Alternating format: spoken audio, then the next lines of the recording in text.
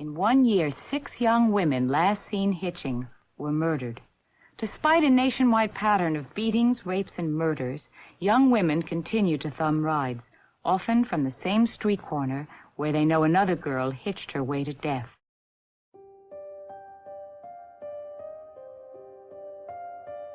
When 16-year-old Joli Truelson was found in a creek after supposedly thumbing a ride to her grandmother's house, a massive anti-hitchhiking movement ignited in the Twin Cities. Be aware if anybody's behind you. The best advice we can give to women is to be aware and to try to avoid a situation where they are vulnerable to this type of an attack. But was that the easy explanation for her murder? 51 years later, her death remains unsolved, and we wonder, did Joli truly get a fair investigation when she was initially killed? More and more nowadays, girls are using hitchhiking as a mode of travel. Be aware of where you are. Be aware of who you're with. Or did the story fit a narrative at the time, and it was easy to dismiss? In this episode of Aren't You the Girl, I'll be looking into the life and death of Joli Truelson and my reasoning on why I believe she deserves a new investigation in 2024.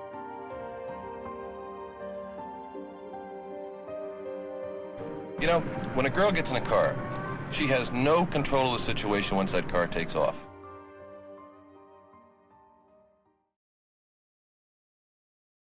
Joli Truelson was described to me by friends and family as a silly, creative girl who was not quite a hippie, but an open-spirited 16-year-old. She enjoyed art, specifically painting and drawing, but wasn't the best student academically. Loving to dress strangely, in a time of even more strange fashion, Joli stayed a jean-clad child with chipped nail polish on her fingernails, sandy-haired, and eyes full of love and laughter, her family said. Joli entered the world on New Year's of 1955 to Mother Nora. Joli spent her younger days riding her horse, had an extremely fun personality, and always seemed to have friends around her. In a 2005 Star Tribune article, Joli's mother said, "Joli was artistic. She had a flair for the ridiculous." Nora and her husband, Ray Truelson, who was Joli's stepfather, owned prominent Porky's Drive-In diners in the Twin Cities. Joli had 5 siblings, 2 of whom were babies when she passed. When the weather was nice, Joli would put her younger brother Thor behind her on her bike and coast around the lakes of the city with him in tow. One of his only and most loved memories of his sister. Joli was living in a time where girls and women were beginning to become more free with more options. Joli was only beginning to find her way. After her last day of school at Southwest High in June of 1972, Joli stood in the doorway of her counselor's office, hopeful that she would do much better the next year. That she would find her place and get back on the right track. Her parents, particularly her father, weren't very happy with Joli's life decisions at that time and her choice in friends. Her father said her friends were hippies, a common issue between girls and parents at this time period. Joli started off the summer with the intent of being better. The sex offender today has a greater number of available women to choose from. There are more working women, single women living alone, not with their families or with men. She has the means and ability to go anywhere at any time. Timothy Joseph Crosby, on the other hand, started off his summer by isolating himself reading true crime detective magazines and taking long drives on his own, especially at night. He is 16 years old and looks for young, female hitchhikers to force into sexual interaction with him before letting them go. He uses a gun or a knife to scare the victim. An alarmingly high percentage of the incidents that are reported to us in our detail are the result of hitchhiking. More and more nowadays, girls are using hitchhiking as a mode of travel. They'll hitchhike to school, they'll hitchhike to work, and even frequently they'll hitchhike just to go to a social engagement. While Joli's Uncle Matt, who lived with her grandma in St. Paul, was out of the country, Joli stayed at her grandma's to keep her company, occasionally returning home to Minneapolis to visit. On July 3, 1972, Joli's mother Nora was roused out of bed at around 5 a.m. by someone at the door. Upon going downstairs and looking out the window, she was met with the sight of an older, wet, and disheveled woman standing in the rain. The woman held a shrieking cat up to the window and shouted something through the door about her cat. Shocked, Nora shrunk back from the door and left the odd woman standing there. It was a bizarre and troubling event, and she was unable to go back to sleep. Nora did not recognize the woman and had no idea why she might be there in a cold rain just as the day was breaking. The day stayed wet and cold, and Joli, together with two unnamed friends, spent the majority of the evening around then Lake Calhoun, now named Bidi Makaska. Joli was wearing a red sweater with musical notes patterns on it and a pair of army-style olive drab trousers. At around 8:30 p.m., Joli's mother Nora was giving Joli's two younger brothers a bath. Joli's stepfather Ray hollered up the stairs to Nora and said Joli was on the phone. Nora said she was busy with the boys and told her to call back. After the kids were put to bed around 9 p.m. and Joli had not called back, Nora figured that Joli had wanted a ride to her grandma's house. Since she was supposed to be at her house by 10 p.m., Nora figured she was taking the bus and was on her way there. Nora hadn't felt well that day after the early morning disturbance, and she retired to bed earlier than usual. But Joli had no money, and her 10 p.m. curfew had now passed. It was late Monday evening, 10 minutes to 11 to be exact, and a late model, two-door, hardtop, probably gold-colored car stopped. The long-haired, about 30-ish driver, the car drove east toward St. Paul. What happened next is unclear. One of the friends who was with her that night originally said that Joli had taken the bus to St. Paul. This friend then later claimed that at about 10:50 p.m., Joli was hitching a ride to her grandma's house in St. Paul. Her friend claimed to have watched from Thomas Beach as Joli was walking. Her friend saw a gold, fastback design vehicle with rally lights in the front pass by two young male hitchhikers before stopping about 30 feet ahead of them where Joli was walking. The boys started running towards the car, thinking that it had stopped for them. Joli looked inside the vehicle, gave her friend a shrug, then got into the car and drove away. The boys went up to Joli's friend and one said, "Hey, how come he didn't take us?" 16-year-old Joli Jane Truelson was going to hitchhike. She had gotten here that way from her Lake Harriet home, and now she was going to thumb a ride to St. Paul. After around 8 a.m. on July 4th, Nora received a phone call from her mother saying that Joli never made it to her house. Nora immediately called Joli's friends and asked if they had seen her, and no one had. She called the Minneapolis Police Department to report her missing, and they suggested she was probably elsewhere and to wait it out. Nora took the younger boys, threw them in the backseat of her car, and drove around the city to try to locate Joli. She searched absolutely everywhere and asked everyone she could if they had seen her daughter. The body of Joli Jane Truelson was found in Minnehaha Creek. She had been beaten many times about the head. Cause of death was listed officially as massive skull fractures. At around 1:30 p.m., 13 hours after Joli was last seen, two young boys were playing near Minnehaha Creek, just east of 35W, and found her body dumped in the creek. She was floating in about 16 inches of water. Blood was found on the ground nearby. Her red sweater, with musical notes patterns, visible just underneath the water's surface. A news report in 1972, in which the reporter failed every time to say Joli's name correctly, ended its report with a close-up shot of Joli's face underneath the water. Little sensitivity given to Joli and her family. The back of her skull had been caved in, probably with a hammer. There was no indication of a struggle. She was not sexually assaulted, and nothing was stolen from her. seemingly to have not seen anything coming. Joli's friend told police that the suspect had passed the boys to get to Joli and that they had got a very clear look at the man driving the gold car. To this day, those two boys have never been located and have never come forward, no matter how hard her family tried to keep her in the public. Joli's Uncle Matt spent the entire decade after her death trying to locate those boys. He saturated South Minneapolis neighborhoods with pamphlets describing the case and asking for help. Nothing came out of it, except for a couple of prank calls.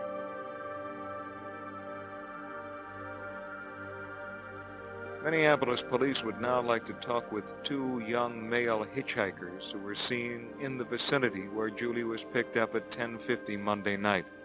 Perhaps they can shed some light on who attacked Joli Truelson. This is J.B. Eckert, Channel 5 News.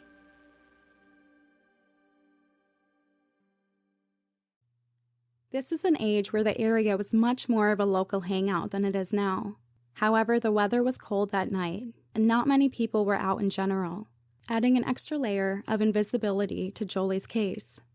Joli's uncle talked to everyone he could, even visiting sites of other murder scenes he felt resembled Joli's, which I'll talk about more in the next episode.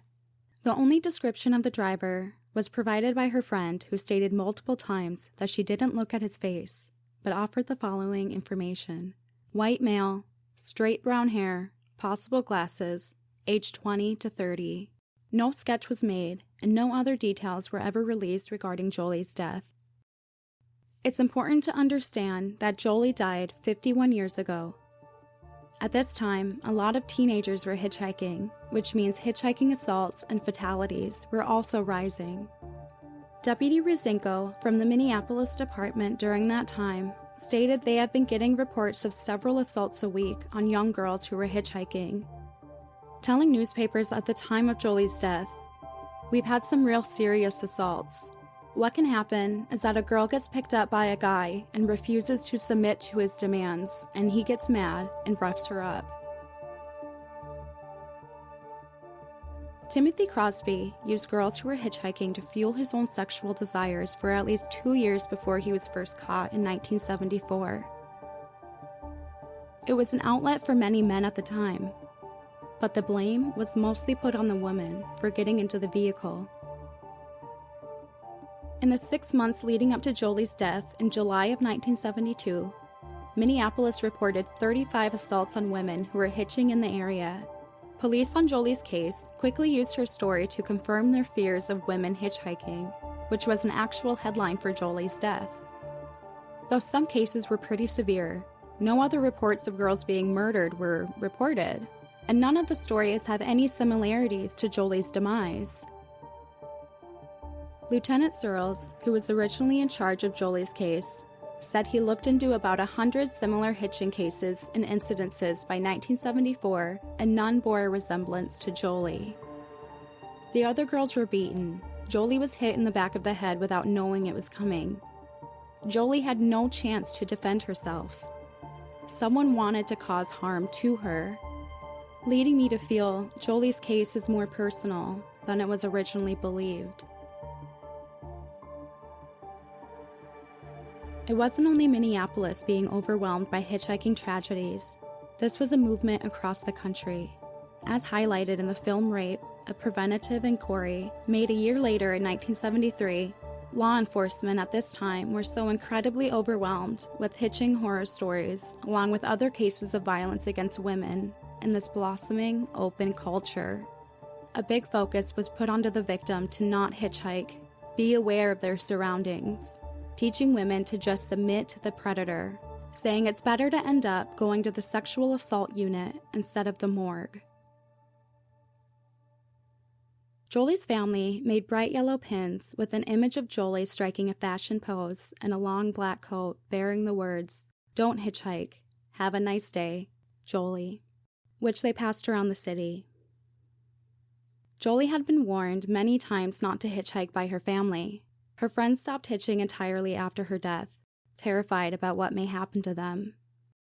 Although her murder prevented other girls from getting into vehicles with strangers, which definitely saved countless lives, I can't help but start to think she didn't get a fair investigation from the beginning. Was the story of her hitchhiking true at all? Why haven't the two boys the car passed when picking up Joli never come forward? Did these boys even exist? While I can't fault the original investigators, for that was more of a reflection of society at that point, I have some concerns about the original detective tasked to Joli's case, John Searles. His explanation for the boys not coming forward in the 1970s was that they simply didn't connect the vehicle with the murder, and they didn't know they had valuable information. Channel 5 News broadcasted to the whole state that they were looking for those two boys, along with Joli's uncle keeping her face in the community. The family expressed they felt Searles didn't care if her case was solved or not, at one point telling the family directly that Joli wouldn't be dead if she wasn't hitchhiking.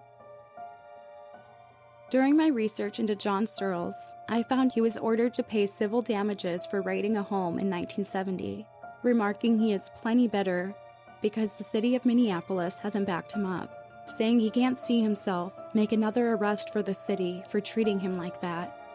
Though I believe Searles did investigate her case, I don't think he focused on the places he should have been. He looked into other hitchhiking incidences, but to me, Joli's story doesn't add up to be one. Why would only Joli be killed and the other victims beaten, robbed, or sexually assaulted, none of which Joli was?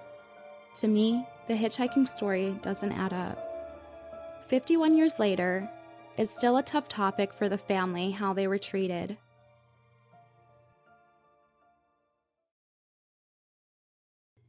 In May of 2021, I began my search to find possible victims of serial offender and suspected serial killer Timothy Joseph Crosby.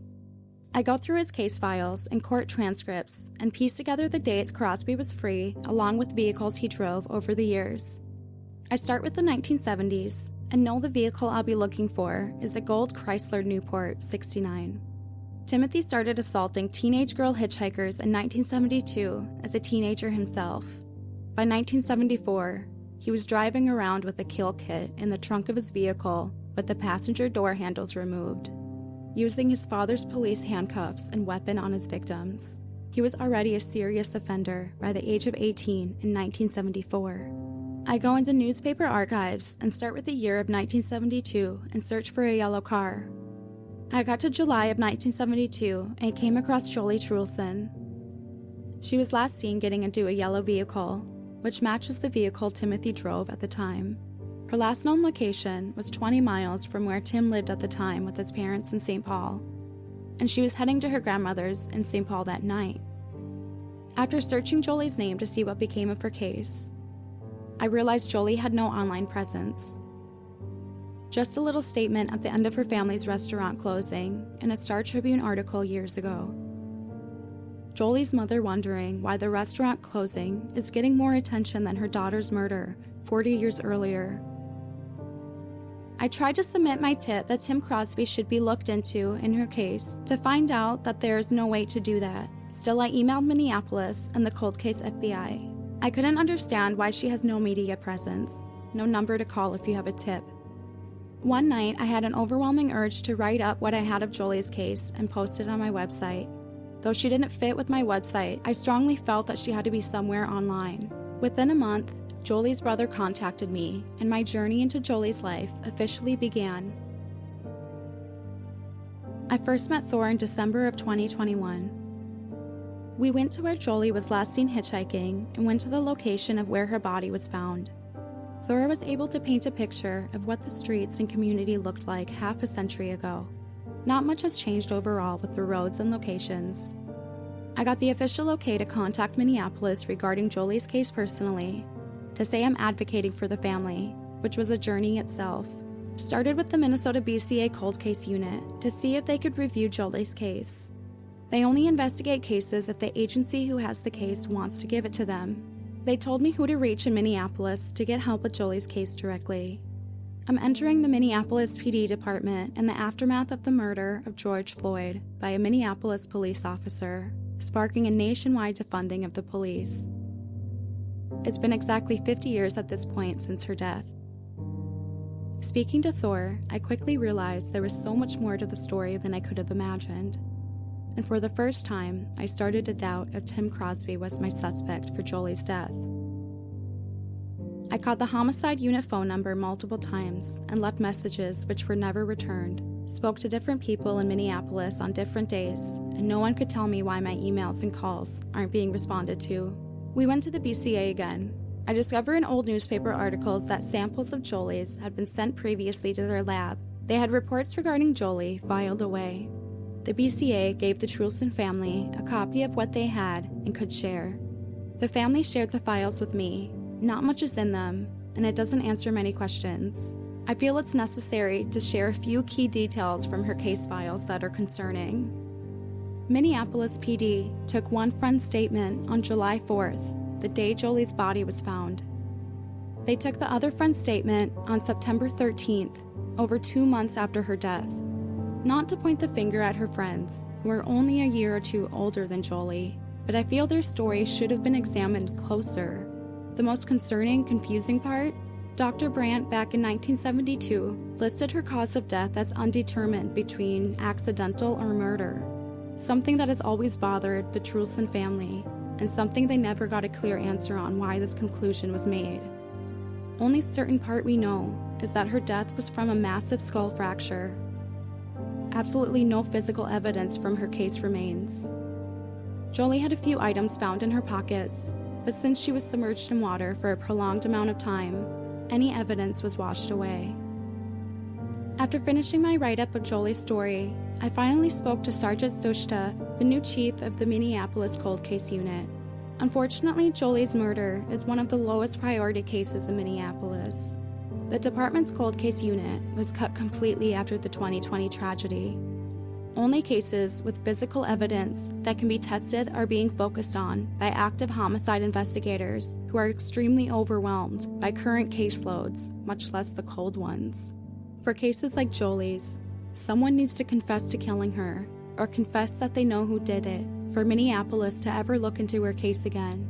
In their eyes, her case is closed.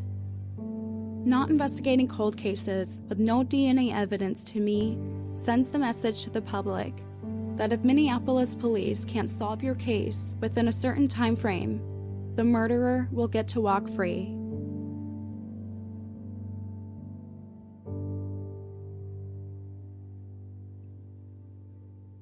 I was certain when I first discovered Joli Truelson that Timothy Crosby had to be involved. While I haven't ruled him out as a possibility, I need all of my other questions regarding what happened the night Joli was killed answered first. Did she truly get into a yellow vehicle?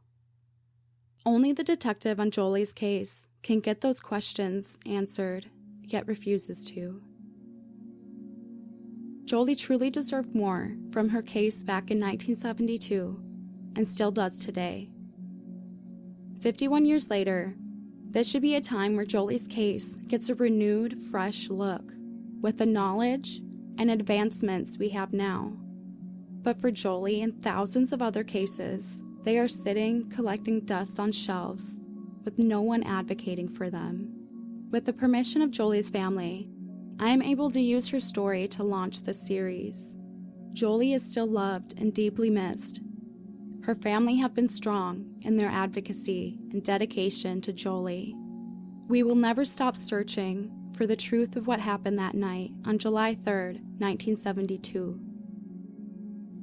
Though Joli doesn't have a strong online or digital presence, her friends from high school never forgot her.